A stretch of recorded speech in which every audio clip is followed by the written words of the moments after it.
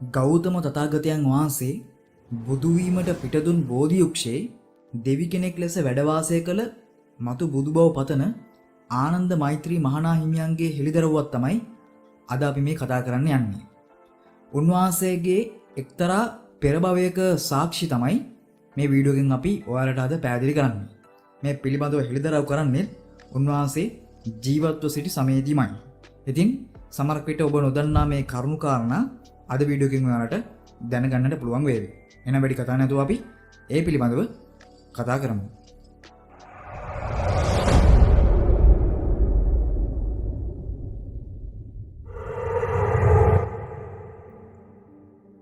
බුදුදහම රැක ගැනීමටත් ලොව පුරා බුදුදහම ප්‍රචලිත කිරීම උදෙසා මහඟු මෙහෙවරක් කරපු 20 වන සියවසේ වැඩවිසූ අග්‍රමහා පණ්ඩිත බලංගොඩ ආනන්ද මෛත්‍රී මාහිමියන් අදටත් බෞද්ධයන් ඉතාමත්ම ගෞරවයෙන් වන්දනාමාන කරන උතුම් සංගරුවණක් වෙනවා.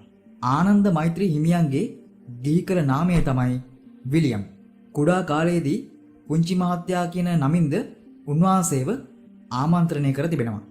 බලංගොඩ කිරින්දිගල උරස්වත්තේ පදිංචිව සිටි නාරංගොඩ ආරච්චිගේ මෙතියස්හාමි මහතාගේ බෙන්තර ආරච්චිගේ හීන්මැණිකේ උපාසිකා මාතාවගෙත් දරුවා වෙච්ච මේ විලියම්ට වයස අවුරුදු 14දී ඔහුගේ මව මිය යනවා. ඉන්පසු විලියම් පියාගේ වැඩිමල් සොයුරාගේ නිවසේ සිට බලංගොඩ කුමාර විද්‍යාලයෙන් මූලික අධ්‍යාපනය ලබන අතර වයස අවුරුදු 15දී පැවිදි වීමට තීරණය කරනවා. උන්වහන්සේ 1911 මාර්තු 2 වෙනි දින බලංගොඩ උඩුමුල්ල ශ්‍රී නන්දාරාමේදී සාමණේර පැවිද්ද ලබනවා. ආනන්ද මෛත්‍රී හිමියන්ගේ ගෘහාමුදුරන් වහන්සේ උනේ දහමහාන ධම්මානන්ද තෙරුන් වහන්සේ. උපාධ්‍යයන් වහන්සේ උනේ දෙනියාය ශීලානන්ද තෙරුන් වහන්සේ. ආනන්ද මෛත්‍රී හිමියන් 1916 ජූලි 14 වෙනිදා බලංගොඩ උළුගන්තොට උදකු කේප සීමා මාලකයේදී උපසම්පදාව ලබනවා. 1919 වර්ෂයේදී කොළඹ ආනන්ද විද්‍යාලයට ඇතුළු වෙලා අධ්‍යාපනය ලද උන්වහන්සේට 1922 දී එම විද්‍යාලයේම බුදුදහම පිළිබඳ ආචාර්ය තනතුර හම්බ වෙනවා. භාවනාවෙන් සිත දියුණු කරපු ආනන්ද මෛත්‍රී හිමියන් 1997 ජූලි මාසයේ 7 වෙනිදා උඩුමුල්ල ශ්‍රී නන්දාරාමයේ පැවති ධර්ම සාකච්ඡාවකදී තමන් වහන්සේගේ පෙර භවයේ පිළිබඳවත් අදහස් දක්වා තිබෙනවා. සමහර අය පවසන විදිහට වසමර්ති මාරයා කියලා කියන්නේ කෙලෙස් නොවන බවත් ඔහු පුද්ගලෙක් බවත් උන්වහන්සේ දේශනා කළා තියෙනවා. වශවර්ති මාරයා මේ ලෝකීය තණ්හාවෙන් සහ කාමයන්ගෙන් පිරී පවතිනවාට මහත් කැමැත්තක් දක්වනවා. සිද්ධාර්ථයන් බුද්ධත්වයේ ලබන විටත් වශවර්ති මාරයා එයට බාධා කළ බව සඳහන් වෙනවා.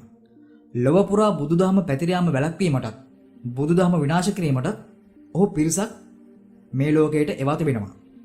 දෙව්ලොව සිටින මතු බුදුවන මෛත්‍රී බෝසතාණන් වහන්සේ මෙය දැනගත්තාට පස්සේ බුද්ධ ශාසනය මෙම හානිදායක ක්‍රියාවෙන් ආරක්ෂා කර ගැනීමට උන්වහන්සේට අවශ්‍ය වෙනවා.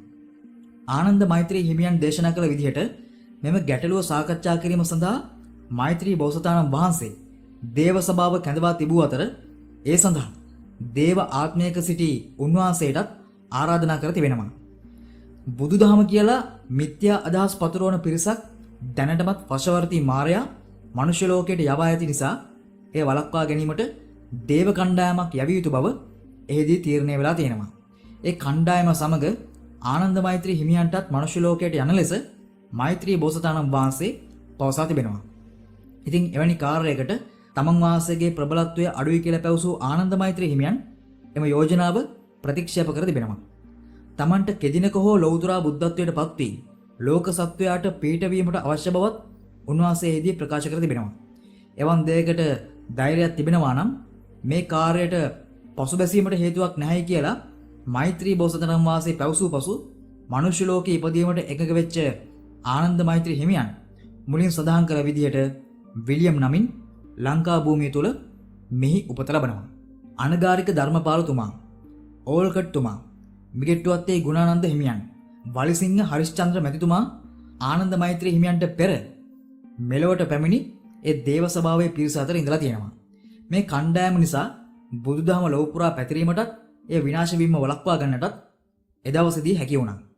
තමන් වහන්සේට අපවත් වීමට නියමිත වෙලා තිබුණේ 1983 වර්ෂයේ බවත් ඒ අවස්ථාව උන්වහන්සේ භාවනාවෙන් වළක්වාගත් බවත් උන්වහන්සේ ප්‍රකාශ කරලා තිබෙනවා.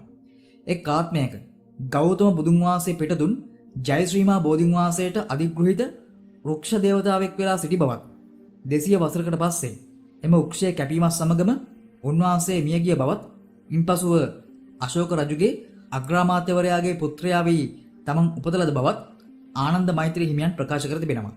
සිංහල භාෂාවෙන් වගේම ඉංග්‍රීසි භාෂාවෙන්ද ග්‍රන්ථ රචනා කරපු ආනන්ද මෛත්‍රී හිමියන් විසින් රචිත ශක්‍ය මුනින්ද්‍රවා වාදනය හෙවත් බුද්ධ චරිතය පාසල් පෙළපොතක් විදිහට පිළි අරගෙන තියෙනවා. උන්වහන්සේ අභිධර්මය සහ පාලි සහ සංස්කෘත ව්‍යාකර ග්‍රන්ථ 50කට ආසන්න ගණනාවක්ද රචනා කර තිබෙනවා. ආනන්ද මෛත්‍රී හිමියන්ගේ ප්‍රථම විදේශ ධර්මදූත මෙහෙවර සිද්ධ වුණේ 1926 වසරේදී ඉන්දියාවේ කේරළ ප්‍රාන්තයට. මීට අමතරව එංගලන්තය, ඩෙන්මාර්කය, ඇමරිකාව, ප්‍රංශය, කැනඩාව සහ ස්කොට්ලන්තය වැනි රටවලත් ධර්මදූත සේවාවේ යෙදුණු උන්වහන්සේ වසර 101ක් ආයු වලදා 1998 ජූලි 18 වෙනිදා අපවත් වෙනවා. ඉතින් ඔන්න ඔය විදිහට තමයි ආනන්ද මෛත්‍රී මහා හිමියන් බුද්ධත්වයේ ලබාගත් බෝධියේ රුක්දෙවියෙක් කියලා හිටපු කතාව උන්වහන්සේ හෙළිදරව් කරේ. ඉතින් මේ වටිනා වීඩියෝව තවත් කෙනෙක්ට දැනගන්න